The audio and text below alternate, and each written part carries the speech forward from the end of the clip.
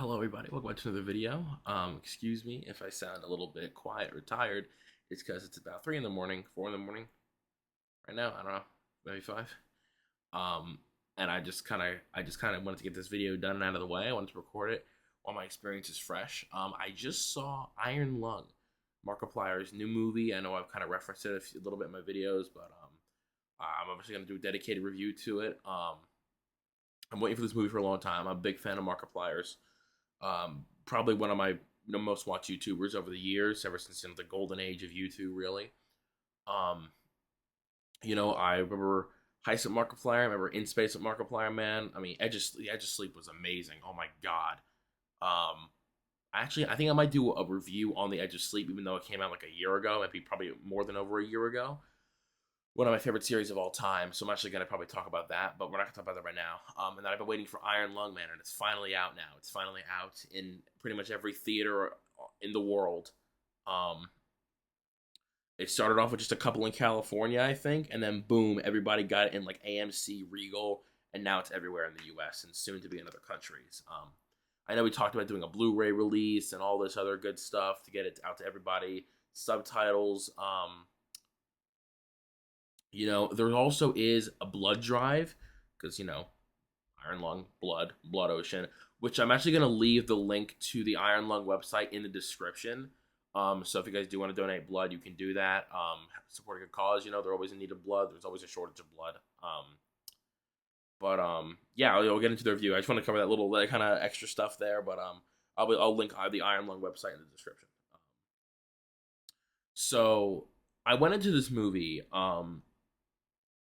Really, honestly, obviously very excited as a fan of Markiplier and as somebody who knows the lore of the Iron Lung games. Now, I'll give you a little rundown. Iron Lung, the games, I don't know if it's spoilers or not, but maybe. A thing called the Quiet Rapture happens. All of humanity disappears. All planets disappear. Stars, everything disappears except for a few moons that are left around. And only people that are left are the people that were like on space stations left in the stars. And they're obviously running out of food, water, whatever. Anyway, you're a prisoner who committed a crime. You're sent down in an Iron Lung or the submersible, whatever, into a blood ocean to take pictures and to figure out what's going on. If there's any clues, anything as to what happened or why what happened, etc. And you can't see outside. You only have an X-ray camera to take pictures. It works with only coordinates. And yeah, the porthole is closed, and there's like a proximity sensor, and that's it. And there's a map. I actually played the entire Iron Lung game, I think, in one video. I think back in like 2023. That's 3 years ago. Holy shit. Oh my god, it's been 3 years. Back in like 2023, I remember playing. If you guys want to go watch that video, you can. But I did play it. Amazing game. I highly recommend it, even if you do see the movie.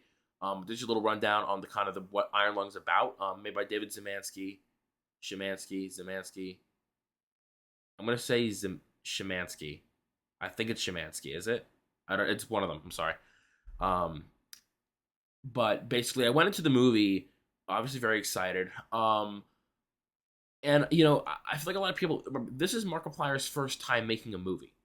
And people were like, "Oh, what about The Edge of Sleep?" Well, The Edge of Sleep wasn't a movie, and that also wasn't his. He was an actor in it. He didn't write it. He didn't create it. He didn't direct it. He was just an actor in it. Because he narrated the audiobook version of it too. That wasn't his. This is Markiplier's first ever like full feature, film, whatever. I mean, yeah, this is like his first big thing because everything else has been like a YouTube original or whatever. This is his first like, okay, this is like serious now. His first thing, and so I kind of went in my chair here. Went in knowing that, and I feel like a lot of people forget that they're kind of judging him on like, okay, this guy is like a genius, like this, he knows what he's doing. No, he never made a movie before. He's never directed a movie before. Never written a movie before. Never edited a movie before. So you have to go into it thinking that, but that's honestly not even important to be really honest with you. And I went in very excited. I saw it at a Regal theater. With like laser projection, which was nice. Surround sound and everything. But I went into it very excited, and not only as a fan of Markiplier and of Iron Lung and everything, but also as a movie reviewer, as somebody, I do review movies a lot, and so I do, and even Markiplier said himself, like, he doesn't want people like sugarcoating it. He's very open to criticism and everything. And again, it's very mature to do that, and then just be like, oh fuck you, my movie's great. Markiplier's a great guy. He's a really great guy. And you know, I went into it, also with the mind of a movie reviewer, as I just said, the mind of a movie reviewer, and kind of that mindset as well. So I'm kind of analyzing it at the same time as I'm watching it. What I will start off by saying is that, you don't need to play the game to understand the movie. I don't know why I saw some people saying that. I saw a lot of people, like, I don't know if it was on X, Twitter, whatever the fuck you want to call it, or Reddit, or where it was. I'm not a big Reddit user, to be honest. But I remember I heard a lot of people saying, like, oh, you really need to play the game to understand it. No, you don't. You don't. The beginning of the movie literally explains everything that the beginning of the game explains. Like, you could watch the movie and then play the game and understand everything. You know what I mean? And like in the Iron Lung movie, again, spoilers, it has the computer with like the secret files on it and stuff, which is part of the plot and everything. So like, you can go vice versa. You don't need to play the game to watch the movie. You don't got to watch the movie to play the game. You're fine either way, really. But would I recommend you play the game or like watch Mark's playthrough or something? Yes. Not because it'll make it easier to understand, but because it kind of like your mind's already in the mode and like everything already, and so like you're just looking for that new shit. You're not just trying to get like understand everything all at once. But either way, it doesn't really matter. It is. I will say a lot of people were complaining that it was slow. I have to disagree with that. The person I went to see it with, they were like, I'm not disclosing who it was. We're not getting into that. But they were like, oh, it just felt so slow, and I was like, I don't know. Like, the whole point of it is like, okay, he's in this Iron Lung. I'm gonna keep fucking joking about that the whole video. He's in this Iron Lung, and like he's trapped in here, and it's just time's dragging on. His how long he's been in there, and it just gets very and that's kind of the point to me. And so it didn't bother me because I was like, this is realistic. This is how it would feel. It gets you immersed. And so, while yes, maybe there are a couple scenes that do drag on a little bit, in my mind, I honestly kind of enjoyed it because it got me more immersed in the movie and really got me into the same mindset that Simon, the main character's name is Simon, that Simon is in, and the situation that he's in. So honestly, in my opinion, that plays to its benefit. Because I wasn't just looking at this movie as like, okay, I want it to be a good horror movie. It's immersion. You're in that Iron Lung the whole fucking movie. You know what I mean? So you want it to be immersive and to be somewhat realistic to like really get into the world and into the environment. And so I feel like that was kind of in a way kind of a good thing. I enjoyed it. I know some people didn't, and that's their opinion, but my take, I really can't complain about the scene length. I don't think it was that bad at all. I think it was pretty good. The movie didn't feel too long in general. Like, the movie is, I think, like 2 hours and 7 minutes. It ends right when it feels it should. If it went on any longer than where it ended, I would say, yeah, it's dragging on, but it ended at literally the perfect time. Like, it was A+. Like, I can't complain about that at all. The movie, like, again, I never, in my mind, when it comes to movie length, the ultimate test is like, when you're watching the movie, you don't want to think to yourself, I wonder when this is going to be over. That's the test right there. And for Iron Lung, I didn't do that once. There have been a lot of movies that I've seen that have been like, I wonder when this movie ends. Immediately, boom, the pacing is off for the movie. That's like a grade down, But Iron Lung, never felt that. I was engaged the whole time on what was happening. I never felt like, when was this going to be over? And that's a very good thing, obviously. As far as the plot goes, the plot is great, actually. I'm very surprised about how well he adapted it. The game itself, Iron Lung, doesn't really have a plot. Like, there's a plot, the Quiet Rapture happens, you're getting pictures, and then spoiler alert, at the end of the game, the monster gets you, you die. There's not really like a deep plot in the game, so I'm very impressed at how Mark and the team obviously was able to craft a kind of a really in-depth story, from that, and really make it work well on film. And that's one of the hardest things to do, I think, is when you have source material that isn't like an already fully fleshed out story with characters, etc., and you have to take the liberty to create it yourself. David Szymanski was heavily involved in movies making. Obviously, he made the fucking game, so this is all A+ approved by the creator. But absolutely, I think the plot was fantastic. I think it was good, and again, what Mark did here for his first movie is one of the hardest things in filmmaking. People are like, oh, when you have the screen all to yourself for 2 hours, it's easy to keep people engaged. It's not. When you're like one of the only actors, or like 95% of the people acting in the movie for the whole time, that's difficult to keep the audience engaged in a singular environment with a singular character. That's hard. And let me tell you something, Mark blows it out of the water. I was very impressed with this. His acting is great. Is he the next Robert De Niro? Is he, no, obviously not. Well, actually, he might be. You never know. Is he I was gonna say Martin Scorsese. Is he Robert De Niro right now? No, obviously not. He's not. He's not thrilling. He's not like shocking, but he's a good actor. And I feel like I see him getting a lot of shit for that. Like, his acting wasn't that good. It really was. I mean, in the beginning, maybe it felt like a little bit like maybe forced in a way. I don't know, where he was just like sitting like fucking brooding in the darkness. Maybe that's just me. But really, after that beginning part, his acting is solid. It's realistic, it's immersive, and it's relatable. You see Simon, again, spoilers, throughout the movie, go through these mindset changes of like, oh, fuck humanity, fuck this, to like, oh, I just want to go home. Like, you see him go through these changes, and Mark plays it very well and very realistically. And he does it. I never once thought to myself during the movie, oh, yeah, this doesn't seem like real at all. No, he really played it well. I was very impressed with his acting. Again, I'm not just trying to glaze Markiplier here, but I'm just being honest here. I thought his acting was great, especially for a first movie of this kind of difficulty. Yeah, his acting was great, man. There was no problem at all. Set design, fantastic. That's obvious, dude. The Iron Lung in the movie is literally 1-to-1 with the game, plus extra shit because of the plot. It's amazing. Looks fantastic, looks realistic, doesn't look too bullshitty or fake. I forget the name of the person who did the set design, but fantastic for that.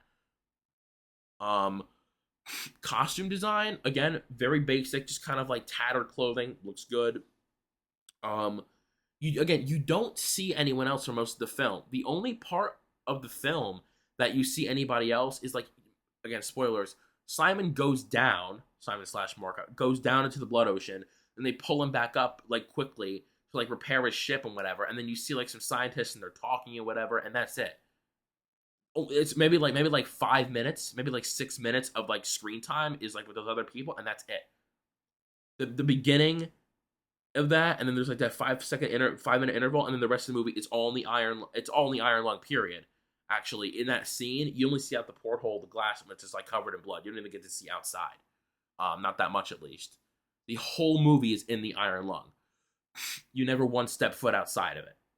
Not for the pictures, not for anything. You're always in the Iron Lung, which again, very good directing choice to keep the audience locked in, to make them feel. I felt claustrophobic in the 5-minute scene where like he's like trying to get out and he's like begging them to let him out when he's like, well, they pulled him up. I was getting claustrophobic. I was like, holy shit, man, this guy's fucked. He's welded in there, man. He's done. But I think that was a really interesting thing there. What else?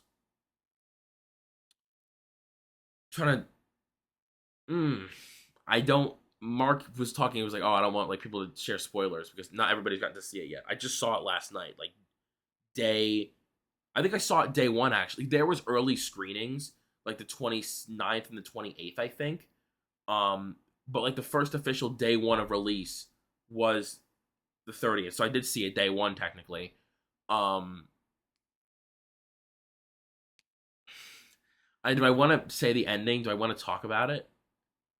I'll talk about it. I'm gonna say this. I'm gonna put spoiler warning.